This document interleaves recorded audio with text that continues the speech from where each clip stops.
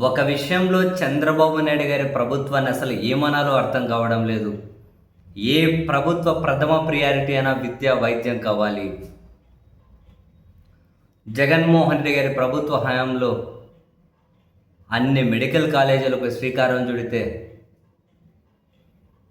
అందులో 5 మెడికల్ కాలేజీలు క్లాసులు స్టార్ట్ అయిపోతే ఆయన సీఎంగా ఉన్నప్పుడే మరో 4 మెడికల్ కాలేజీలు 24-25 క్లాసులు స్టార్ట్ అవ్వాల్సి ఉండే. 80-90% పనులు అయిపోయి అవి చిన్నవి మిగిలాయి. అప్పుడు నేషనల్ మెడికల్ కౌన్సిల్ వాళ్ళు కూడా అడ్మిషన్లు ఇస్తామన్నారు. మాకు వద్దు అని లేఖ రాసింది చంద్రబాబు నాయుడు గారి ప్రభుత్వం. లేఖ రాసి ఏమన్నారు? పీపీపీపీ అని చెప్పి ప్రైవేట్ భాగస్వామ్యంలో ఇస్తాము అని చెప్పి టెండర్లు పిలిచారు. దేనికి? పులివెందుల, మదనపల్లి, నంద్యాల వీటికి టెండర్లు పిలిచారు. ఏ ఒక్కరు రాలే. ఎవరు వచ్చారు? రాలే. 24-25 అడ్మిషన్లు కావాల్సి ఉండే. పాయ్. ఎటు కాకుండా పోయి 25-26 అడ్మిషన్లు కాకుండా పాయ్. 26-27 అడ్మిషన్లు కావాలి. ఇవి కావు. ఎట్లయితే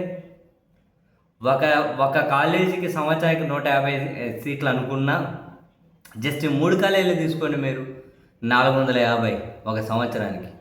అట్లా 3 ఏళ్ళు పోయి ఎన్ని సీట్లు? మనోళ్ళు ఎంతమందికి అన్యాయం జరిగింది?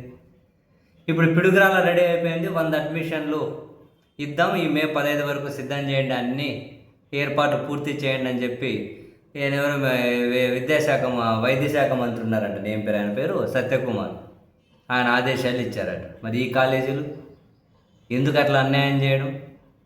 జగన్మోహన్ రెడ్డి గారి మీద కోపమా? ఆయనకు పేరు వస్తుందనా?